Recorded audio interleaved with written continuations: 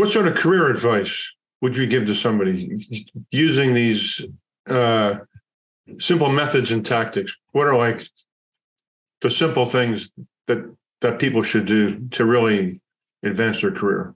80% of life is just showing up. Yep, exactly. Be present. Be present. Don't slink in the corner. Don't hide. Don't be a modest mouse. Be present. First thing. Yeah. Second thing, find a mentor or be a mentor.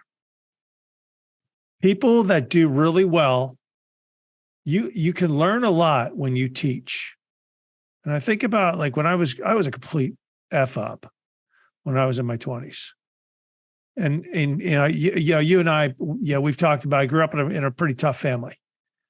And, I wish I had found that mentor when I was in my teens. Yeah. And early 20s. And it would have been, that much easier. So now I pay back. I try to mentor kids, young professionals, but you learn a lot when you teach. I think so. Yeah. Be present, get a mentor or be a mentor. And the third thing is there's no speed limits on the extra mile.